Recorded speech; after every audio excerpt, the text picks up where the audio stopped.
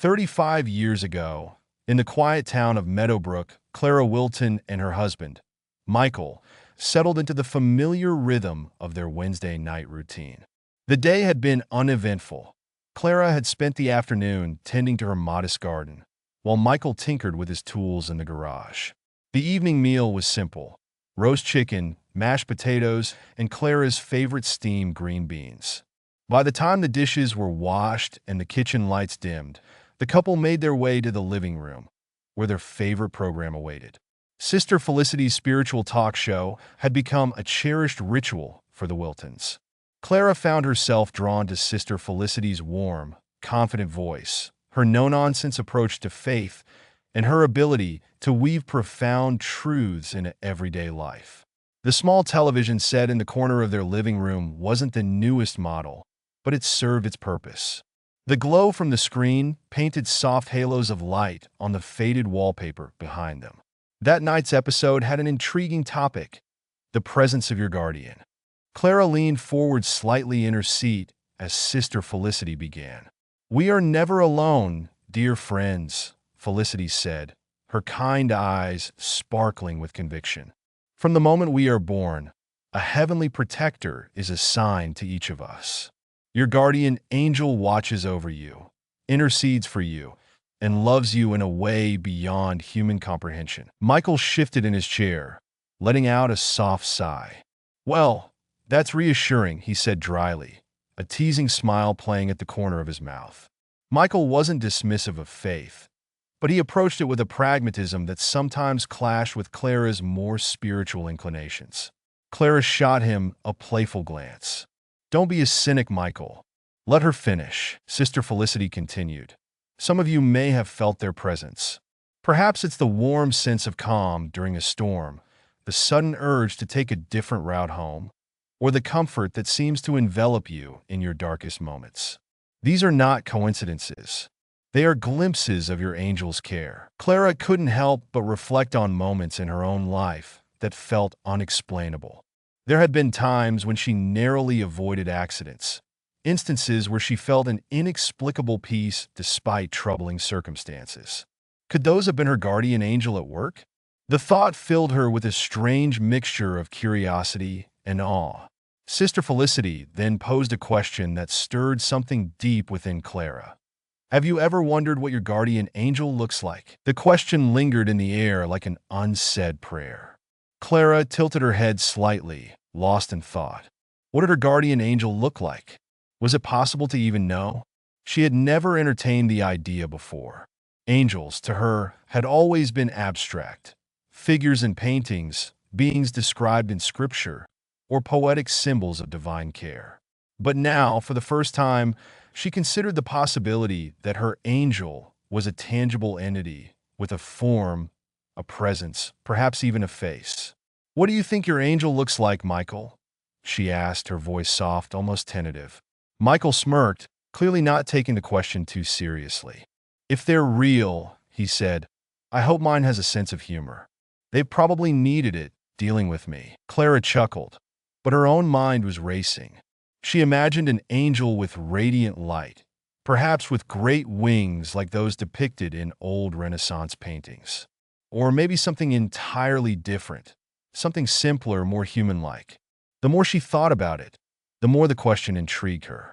As the program ended and the closing music played, Clara felt a sense of calm settle over her. She and Michael sat quietly for a few minutes, letting the words sink in. Finally, she broke the silence. "I think I'd like to meet mine someday," she said almost to herself. Michael stood, stretching his arms over his head. "Well, if they're as diligent as Sister Felicity says, they'll probably introduce themselves eventually. Come on, Clara. It's getting late." Later that night, as Clara lay in bed, the question refused to leave her mind. She stared at the double window across the room, where the curtains were drawn back to reveal the dark silhouette of the tree just outside. Moonlight filtered through the glass, casting faint patterns on the carpet. "I wonder," she whispered to herself, "what do you look like?" The thought was innocent, almost childlike in its simplicity. Clara wasn't expecting an answer. It was more of a whimsical musing. She closed her eyes, letting the stillness of the room lull her toward sleep. But even as her body relaxed, her mind remained quietly alive with wonder. The next morning, Clara awoke to the gentle warmth of sunlight streaming through the windows. The world outside seemed unusually vibrant. The chirping of birds, the rustling of leaves, even the faint hum of a distant lawnmower all felt sharper, more alive. Clara sat up slowly, taking a moment to savor the peacefulness. But then something extraordinary happened. Her gaze drifted toward the double window, and her breath caught in her throat. There, framed by the morning light, was a face. At first, Clara thought it might be a trick of her tired eyes, but the image was clear. A young girl's face appeared before her, glowing softly in the sunlight. She looked no older than 13, her golden chestnut hair tied loosely back with delicate waves cascading over her shoulders. The girl's features were striking yet gentle. High cheekbones, a soft curve to her lips, and large, expressive eyes that seemed to hold the light itself. Clara's heart raced, but she wasn't afraid. There was no menace in the girl's presence, only a profound serenity. The girl smiled, a sweet, subtle smile that spoke of kindness and reassurance. It wasn't the kind of smile you'd see in a photograph or a painting. It was alive, deeply personal, and meant just for her. The moment lasted only seconds, but it felt like an eternity.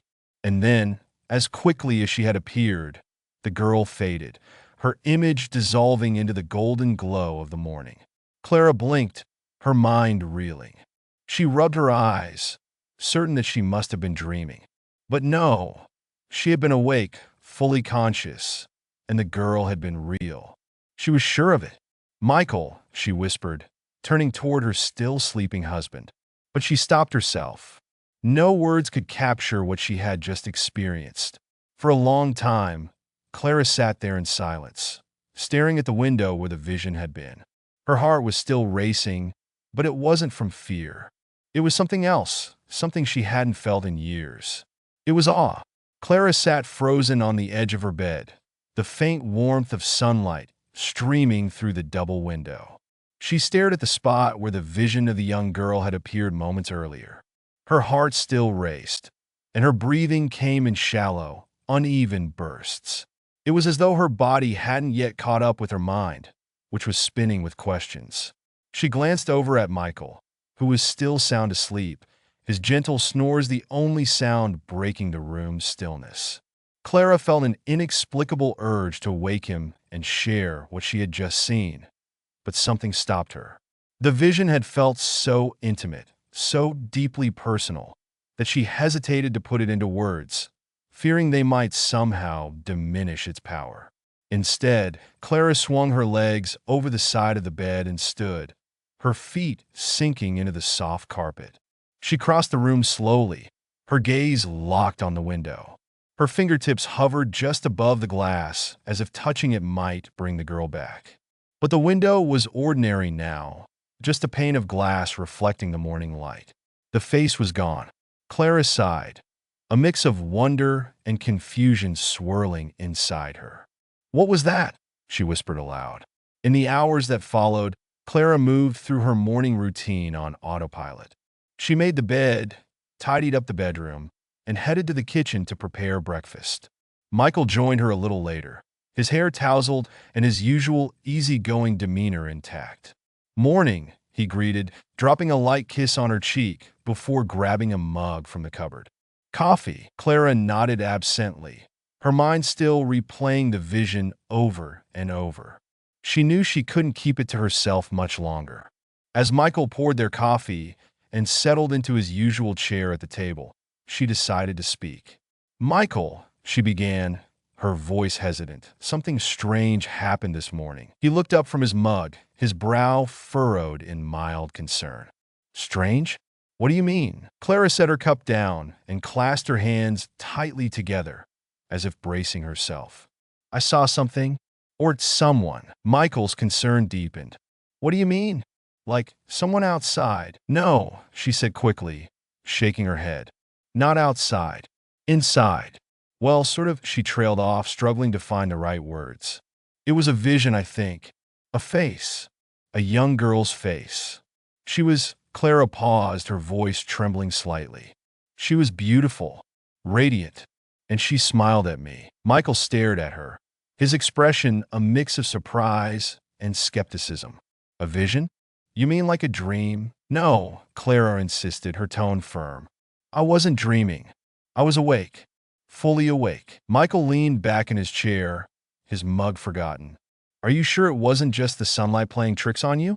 You were tired. I know what I saw, Clara said, her voice growing stronger. It wasn't the light, and it wasn't my imagination. She was real, Michael. Or at least she felt real. For a moment, Michael said nothing. He studied her face carefully, as if trying to gauge whether she truly believed what she was saying. Finally, he nodded slowly. Okay, he said, his voice calm. Tell me more. What did she look like? Encouraged by his willingness to listen, Clara described the vision in as much detail as she could. The girl's golden chestnut hair, the gentle waves that framed her face, her luminous hazel eyes, and the soft smile that radiated kindness and peace. Michael listened intently, his skepticism giving way to curiosity. And you think she was an angel? Clara hesitated. I don't know, she admitted. But she felt otherworldly, like she wasn't just a person. There was something about her presence that felt different. Holy, maybe. Michael nodded again, though his expression remained thoughtful. It sounds incredible, he said, but I've never heard of someone actually seeing their guardian angel. Usually it's more of a feeling, isn't it? Clara shrugged, her frustration bubbling to the surface. I don't know the rules, Michael. I just know what I saw. And it wasn't a feeling. It was her. She was right there in the window. Michael reached across the table and placed a reassuring hand on hers. I believe you, he said softly. I don't understand it, but I believe you saw something. Clara felt a wave of relief wash over her. Thank you, she said, her voice barely above a whisper. I don't know what it means. The rest of the day passed in a haze for Clara. She couldn't focus on her usual tasks, her thoughts constantly drifting back to the girl in the window. She found herself returning to the bedroom several times, standing in front of the window and staring at the spot where the vision had appeared. Each time, the glass reflected nothing but the world outside. The swaying branches of the old oak tree, the occasional bird flitting by, and the bright blue sky. By evening, Clara's initial awe had given way to a restless need for answers. As she and Michael sat on the couch watching their nightly programs, Clara found herself unable to concentrate. She barely registered the dialogue on the screen, her mind consumed with questions. Who was the girl? Why had she appeared? Was she truly Clara's guardian angel, or something else entirely? And perhaps most pressing of all, would she ever see her again? That night, as Clara lay in bed, she found herself staring at the window once more. Moonlight spilled through the glass, casting faint silvery patterns on the walls and floor. She felt a strange mixture of hope and fear as she watched the light shift and flicker. Are you there? She thought, her heart aching with the question. Will you come back? But the window remained empty, and no face appeared. Clara sighed and closed her eyes, trying to will herself to sleep. Yet even in the darkness, the girl's image lingered in her mind. It was etched into her memory, as vivid as if she had seen her just moments ago. The golden waves of her hair, the serene expression, the knowing smile, it was all so clear. As sleep finally claimed her, Clara whispered a silent prayer into the stillness of the room. Whoever you are, thank you. The days following Clara's vision of the young girl were marked by a restless kind of energy. Each morning, she woke with the hope that she might see her again. But the window remained just a window, a mundane portal to the world outside. The radiant face that had appeared so vividly seemed now like a dream, except Clara was certain it hadn't been one. The mystery consumed her. As she moved through her daily routines, watering her plants, folding laundry, and preparing meals, Her thoughts circled endlessly around the questions left unanswered. Who was the girl? Why had she appeared? Was it a sign, a message, or something more personal? The lack of clarity gnawed at her. Michael, for his part, remained patient and supportive, though his skepticism still lingered beneath the surface. Clara could sense it in his carefully chosen words and the way he would glance at her, as though trying to assess whether she had truly seen what she claimed. One evening, as they sat at the dinner table, Clara broke the silence. "Michael," she began hesitantly, "do you think I'm losing my mind?" Michael looked up from his plate, startled by the question. "What? No, of course not. Why would you think that?" "Because," she set her fork down and rubbed her temples. "Because I can't stop thinking about her. The girl I saw. It's like she's burned into my mind, and I can't let it go. I feel like I'm obsessing, and maybe you're right. Maybe it was just the light playing tricks or my imagination." Michael reached across the table and took her hand. "Clara, I don't think you're losing your mind. I don't know what you saw, but I believe you saw something. You're not the kind of person to make things up." She sighed, her shoulders slumping. "I just wish I understood what it meant." "Why me? Why now?" Michael squeezed her hand gently. "Maybe you're not supposed to know yet. Maybe it'll make sense later." Clara nodded, though his words brought little comfort. She longed for answers, not patience. The next day, Clara decided to confide in someone else, her closest friend, Evelyn. Evelyn was the kind of person who balanced practicality with an open heart, and Clara trusted her implicitly. The two women had been friends for over 20 years, sharing countless cups of coffee, long walks, and heartfelt conversations. If anyone could help Clara make sense of her experience, it was Evelyn. They met at their favorite cafe, a cozy little spot on the corner of Main Street with mismatched furniture and the smell of freshly brewed coffee hanging in the air. Evelyn arrived first, waving Clara over to their usual table by the window. "You look like you've got something on your mind," Evelyn said as Clara slid into her seat. Clara chuckled weakly. "You could say that." "Well, speed. You know I'm all ears." Clara hesitated for a moment, then launched into her story, recounting every detail of the vision. As she spoke, Evelyn listened intently, her hands wrapped around her mug of coffee. When Clara finished, Evelyn leaned back in her chair, her expression thoughtful. "Wow," she said finally. "That's incredible." "Incredible or crazy?" Clara asked, her voice tinged with uncertainty. "Incredible," Evelyn repeated firmly. "Clara, I've known you for years.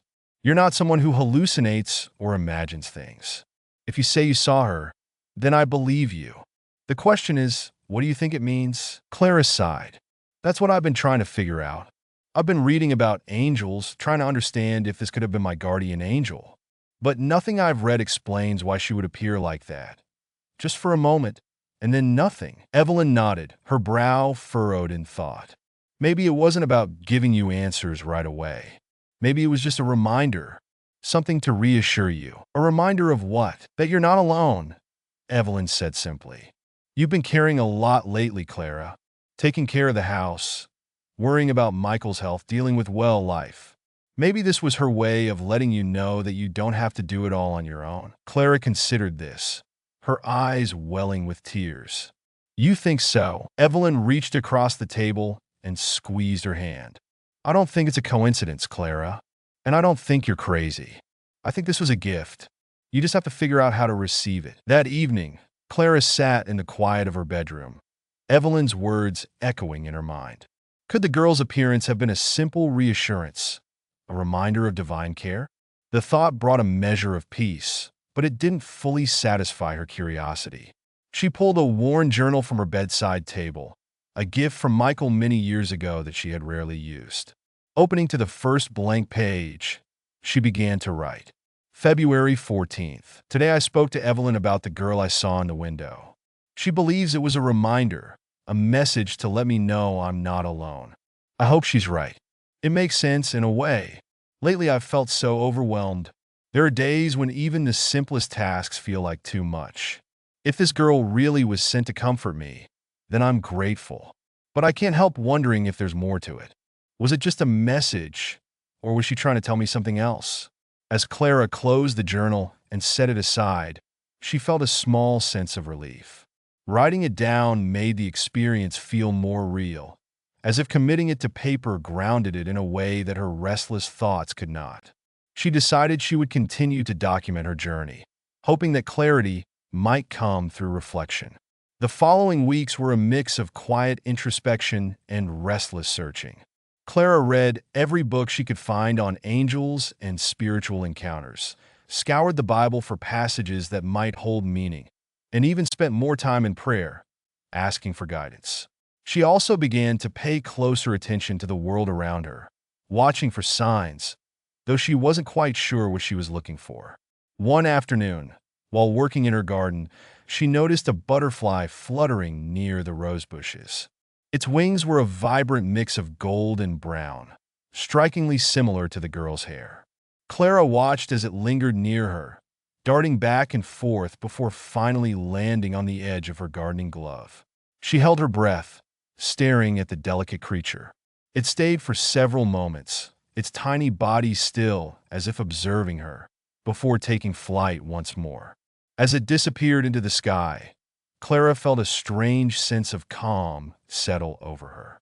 That evening, as Clara recounted the moment to Michael, he smiled and shook his head. "A butterfly, huh? Maybe she's trying to say hello." Clara laughed, though the thought warmed her heart. Maybe. She didn't know if the butterfly had any real connection to her vision, but it didn't matter. In that brief moment, she had felt a spark of the same peace she had experienced when the girl smiled at her. And for now, that was enough. Clara awoke early one morning, her thoughts restless as the first rays of sunlight crept through the double window. The vision of the girl had faded from her immediate sight weeks ago, but it lived on vividly in her memory. As she lay in bed, staring at the soft glow of the curtains, she felt the weight of her unanswered questions press against her once again. Finally, she sat up and swung her legs over the side of the bed. "Enough," she muttered to herself. "I can't keep wondering. I need to do something." Michael was still asleep, so Clara moved quietly, careful not to disturb him. She dressed quickly, pulling on her favorite cardigan, a pale blue one Michael had bought her for Christmas years ago. It was comforting, like armor for the uncertain journey she was about to begin. After breakfast, Clara made her way to the small church in the center of town. St. Gabriel's had been a constant in her life since she and Michael had moved to Meadowbrook. Though she wasn't always the most devout parishioner, the church's sturdy stone walls and arched windows always made her feel at peace. Father Callahan, the parish priest, was sitting in a pew near the altar when Clara arrived. His white hair gleamed in the sunlight streaming through the stained glass windows, and his kind, weathered face broke into a smile when he saw her approach. "Clara," he greeted warmly, standing and extending a hand. "What a pleasant surprise. What brings you here today?" Clara hesitated for a moment, unsure how to begin. "Father, I need your guidance," she said finally. "Something unusual happened to me, and I don't know what to make of it." Father Callahan gestured for her to sit, and they settled into a nearby pew. Clara recounted her vision of the young girl in vivid detail, her voice tinged with both wonder and frustration. She explained how the experience had consumed her thoughts and how she felt desperate for answers. When she finished, Father Callahan was quiet for a moment, his hands clasped in his lap. Finally, he spoke. "Clara, what you've described is not something to dismiss lightly. Throughout history, there have been accounts of people encountering beings they believe to be angels, often in moments of great need or uncertainty. From what you've told me, this vision seems to have brought you peace, not fear. That's a good sign." Clara nodded slowly. "But why me, Father? Why now? I wasn't in any kind of danger or crisis." I don't understand what she wanted to tell me. "Sometimes," Father Callahan said gently, "the message isn't about danger or urgency. Sometimes it's about reassurance, about reminding us of God's presence in our lives, even when we feel alone or uncertain." "Have you prayed about it?" Clara sighed. "I've tried, but I don't feel like I'm getting any answers." It's like shouting into the void. Father Callahan smiled softly. Prayer isn't always about getting answers right away. Sometimes it's about opening your heart and being patient. The answers will come when the time is right. His words, though kind, didn't entirely satisfy Clara's need for clarity. She thanked him nonetheless, resolving to continue her search for meaning. As Clara walked home, she felt a strange mix of hope and frustration. Father Callahan's advice was comforting in its own way, but it didn't give her the concrete answers she craved. She decided to try another approach. That afternoon, she visited the Meadowbrook Library. The building was small and quaint, with shelves that smelled faintly of aged paper and varnished wood. Clara had always loved libraries. There was something magical about the quiet hum of knowledge waiting to be discovered. She wandered through the aisles until she found the section on spirituality. Pulling books off the shelves, she stacked them in her arms until they were almost too heavy to carry. Titles like Angels Among Us, The Light of Divine Messengers, and Guardian Angels, Protectors of the Soul, filled her pile. For the next several hours, Clara sat at a corner table, poring over the books. She read about angelic hierarchies, ancient sightings, and personal accounts of people who claimed to have encountered angels. Some stories were grand and miraculous, involving life-saving interventions or dramatic visions. Others were quieter, like her own, where the presence of an angel brought a subtle but profound sense of peace. One passage stood out to her. Angels often appear to us in forms that resonate with our hearts. They may take on familiar or comforting appearances to ease our fears and remind us of the beauty of divine care. These encounters are not always meant to be understood immediately. Sometimes they are seeds planted in our souls, waiting to grow in their own time. Clara reread the passage several times, feeling a flicker of understanding. Perhaps she was looking too hard for answers. Perhaps the vision was meant to be something she simply accepted, rather than unraveled. But still, the part of her that longed for certainty resisted this notion. Later that evening, Clara shared her findings with Michael over dinner. She described the books she'd read and the idea that angels often appeared to comfort or inspire rather than deliver specific messages. Michael listened attentively, his fork paused midair. "That makes sense," he said. "I mean, think about it. If she was your guardian angel, maybe her whole purpose was just to let you know she's there. You've been under a lot of stress lately, Clara. Maybe she wanted to remind you you're not alone." Clara nodded, her heart warming at his words. "Maybe. It's just hard to let go of the need to understand." Michael chuckled softly. "You've always been like that. You need to know why things happen. But maybe this is one of those times when you're not supposed to know. Maybe you just need to trust." His words echoed Father Callahan's, and though Clara still struggled to fully embrace the idea, she felt a small shift within her, a seed of acceptance taking root. Over the next few weeks, Clara tried to let go of her need for answers. She continued to pray and journal, finding solace in the act of reflection. She spent more time in her garden, letting the rhythm of nature calm her restless mind. Every so often, she would catch a glimpse of something, a butterfly, a glint of sunlight through the trees, and feel a faint echo of the peace she'd experienced during her vision. One evening, as she knelt by her bedside in prayer, she felt a sudden warmth wash over her. It wasn't the warmth of the room or her blankets. It was something deeper, almost tangible. She stilled, her eyes closed, and in the quiet of that moment, a single thought came to her mind, as though whispered by an unseen voice. "You are loved." Tears sprang to Clara's eyes. She didn't know if the thought had come from her own heart or something beyond herself, but it didn't matter. It felt true. It felt real. For the first time since the vision, Clara felt at peace. Weeks had passed since Clara's vision of the young girl in the window. Though the initial wonder had given way to a quieter reflection, Clara couldn't entirely let go of the experience. She prayed often, asking for clarity, and though no further visions came, small moments of peace and reassurance began to weave themselves into her days. One evening, As Michael read the newspaper in the living room, Clara sat beside him, her hands wrapped around a cup of tea. The sound of the ticking clock filled the quiet space between them. Though they hadn't spoken about the vision in several days, Clara's mind wandered back to it. "Michael," she said suddenly, breaking the silence. "Do you believe in signs?" Michael lowered the paper and raised an eyebrow. "Signs? Like what? Like subtle things? Messages or nudges from God or angels? Something meant to guide you." He set the newspaper down entirely, giving her his full attention. "I think it depends. Sometimes things feel like signs, but they could just be coincidence." "Why do you ask?" Clara hesitated, her fingers tracing the rim of her teacup. "I feel like I've been noticing things lately. Little things like the way light filters through the window or how a butterfly lands near me and lingers. They seem so small, but they feel intentional. Almost like reminders." Michael nodded slowly. "Reminders of what?" "That I'm not alone," Clara said, her voice soft. "That someone or something is watching over me." Michael reached for her hand and gave it a gentle squeeze. "Maybe they are.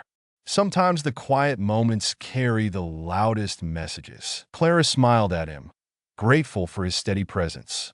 "You always know what to say." "Not always," he teased, grinning. "But I try." That night, as Clara prepared for bed, she found herself drawn once again to the double window. The moon hung high in the sky, its light casting soft, silvery patterns on the floor. Clara stood there for a long time, her heart quiet but open. She didn't expect to see the girl again, but she felt compelled to speak anyway. "If you're still there," she whispered, "thank you. I don't know why you appeared, but I'm grateful. You reminded me of something I'd forgotten, that I'm not alone." She paused, her eyes scanning the glass. The window reflected nothing but her own face, framed by the soft glow of the moonlight. Still, she felt a sense of presence, as if the girl was near, even if unseen. Clara climbed into bed, her heart lighter than it had been in weeks. She closed her eyes and whispered a prayer of gratitude before drifting off to sleep. The next morning, Clara awoke early, just as the first rays of sunlight crept into the room. She stretched and sat up, feeling more rested than she had in days. Michael was already awake, humming softly to himself as he prepared breakfast in the kitchen. The smell of coffee and toast wafted through the air, and Clara smiled as she made her way downstairs. "Good morning," Michael greeted, sliding a plate of eggs onto the table. "Sleep well?" "Better than I have in weeks," Clara admitted, pouring herself a cup of coffee. "I feel lighter." Michael gave her a curious look. "Did something happen?" "Not exactly," she said, taking a sip of coffee. "I think I've just made peace with not having all the answers. I've been so caught up in trying to understand the vision that I forgot to just appreciate it for what it was." Michael smiled, clearly relieved. "I'm glad. You've been carrying this for a while. It's good to see you letting go a little." Clara nodded, feeling the truth of his words. She had spent so much time searching for meaning that she had missed the simple beauty of the moment itself.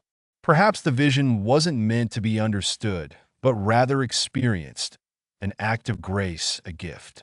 Later that day, Clara decided to spend some time in her garden. The air was warm, and the sunlight bathed the rows of flowers in a golden glow. Clara knelt by the rose bushes, her hands gently brushing the petals as she worked to remove the weeds that had begun to creep in. As she worked, a soft breeze stirred the air, carrying with it the faint scent of lavender from a nearby bush. Clara paused, closing her eyes and letting the moment wash over her. It was in these quiet, simple moments that she felt most connected to the divine. Suddenly, a small bird fluttered down and perched on the edge of the garden fence. Its feathers were a vibrant chestnut color, and its head tilted curiously as it watched Clara. She smiled at the bird, its presence a delightful surprise. "Well, hello there," she said softly, not wanting to startle it.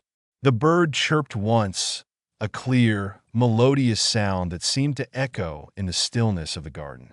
Clara felt a warmth bloom in her chest, a feeling she couldn't quite explain. It was as if the bird's song carried a message just for her, though she didn't know what it was. After a few moments, the bird spread its wings and flew off, disappearing into the bright blue sky. Clara watched it go, her heart full of a quiet joy. That evening, as Clara knelt by her bedside to pray, she felt a familiar warmth surround her. It wasn't physical warmth, but something deeper, an inner glow that seemed to fill her entire being. She closed her eyes and allowed the feeling to envelop her. In the stillness, a single thought entered her mind, as clear and profound as if it had been spoken aloud. I am with you. Always. Tears filled Clara's eyes, and she pressed a hand to her chest, overwhelmed by the simplicity and power of the message. It was the reassurance she had been seeking, the confirmation that her experience had been real. Thank you, she whispered, her voice trembling with emotion. Thank you for reminding me. For the first time since the vision, Clara felt completely at peace. She no longer needed to understand every detail or find definitive answers. The message was enough. She was loved, watched over, and never alone. Over the next few days, Clara carried herself differently. There was a lightness to her step, a quiet joy that seemed to radiate from within. Michael noticed the change immediately. You look happy, he said one evening as they sat together on the porch, watching the sunset. I am, Clara replied, her voice serene. I finally understand what the vision meant. It wasn't about delivering a message or solving a problem. It was about reminding me of something I'd forgotten, that I'm never alone. Michael smiled and reached for her hand. I'm glad. You deserve to feel that peace. Clara squeezed his hand, her heart swelling with gratitude. For Michael, for the girl in the window, and for the divine presence that had woven itself so gently into her life. As the sun dipped below the horizon, Clara felt a deep sense of contentment. The questions that had once consumed her no longer felt urgent. She didn't need to see the girl again to know she was there. The warmth in her heart was proof enough. And with that, Clara let go of her need for answers and embraced the grace that had been given to her. The transformation in Clara's life was subtle at first, like the slow, steady blooming of a flower. The vision of the young girl no longer felt like an enigma to solve, but rather a gift to cherish. Clara carried the memory of the radiant smile and warm presence within her heart, allowing it to guide her actions, her thoughts, and her prayers. Michael noticed the shift almost immediately. Over breakfast one morning, as Clara hummed softly to herself while pouring coffee, he couldn't help but smile. You seem different these days, he remarked, setting the newspaper aside. Clara turned to him with a serene expression, her eyes soft and warm. Different how? Lighter, he said, like some weight's been lifted off your shoulders. Clara considered this for a moment before nodding. That's exactly how I feel. I've been carrying so much questions, worries, doubts, and for the first time in a long while, I've let them go. The vision taught me something, Michael.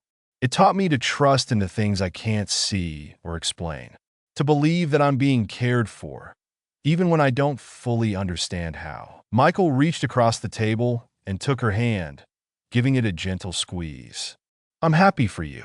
I don't think I've ever seen you this at peace. Clara smiled, and for the first time in years, her smile felt completely unburdened. In the weeks that followed, Clara found herself approaching life with a newfound sense of grace. The mundane tasks that once felt tedious, folding laundry, sweeping the floors, weeding the garden, became opportunities for quiet reflection and gratitude. She saw beauty in the simplest things, the way sunlight danced through the kitchen window, the soft rustle of leaves in the breeze, the laughter of children playing down the street. Her relationship with Michael also deepened. Though they had always been close, Clara's renewed sense of peace seemed to draw them even closer. They spent more time talking in the evenings, sharing stories from their day and reminiscing about the years they had spent together. Michael often marveled at her calm demeanor, noting how even small frustrations that used to unsettle her now seemed to roll off her shoulders. One evening, as they sat on the porch watching the sunset, Clara turned to Michael and said, "Do you remember when we first moved here?" Michael chuckled. "How could I forget? That old truck of ours broke down halfway up the hill, and we had to walk the rest of the way with all our boxes." Clara laughed at the memory. "I remember thinking we'd made a mistake, that this little house in this quiet town couldn't possibly be the right place for us." "And now?" Michael asked, a teasing smile playing at the corner of his mouth. "Now I can't imagine being anywhere else," Clara said softly. "This house, this town, this life, it's all part of something bigger, something I didn't see back then." Michael reached for her hand, his smile turning tender. "You've always had a way of finding meaning in the little things, Clara. It's one of the reasons I fell in love with you." Clara blushed, her heart swelling with gratitude for the life they had built together. One afternoon, Clara decided to revisit the journal she had started shortly after the vision. Flipping through the pages, she marveled at how far she had come since that first entry.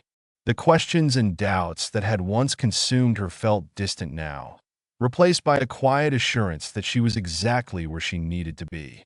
As she read through her earlier entries, one line in particular stood out to her.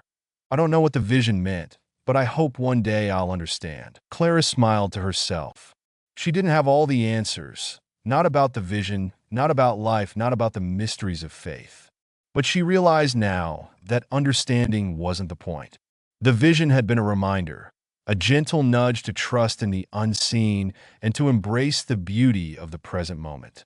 Feeling inspired, Clara picked up her pen and began to write. March 28th. It's been months since I saw the girl in the window, and though I haven't seen her again, I feel her presence every day. She was a gift, a reminder that I am loved and cared for, even when I can't see it. I've spent so much of my life searching for answers, trying to make sense of things, but I've realized now that some things aren't meant to be understood. Some things are meant to be felt. I've started to notice the little blessings in my life. The laughter Michael and I share, the beauty of the flowers in my garden, the kindness of strangers.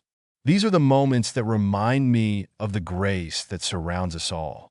To whoever or whatever sent the girl to me, thank you.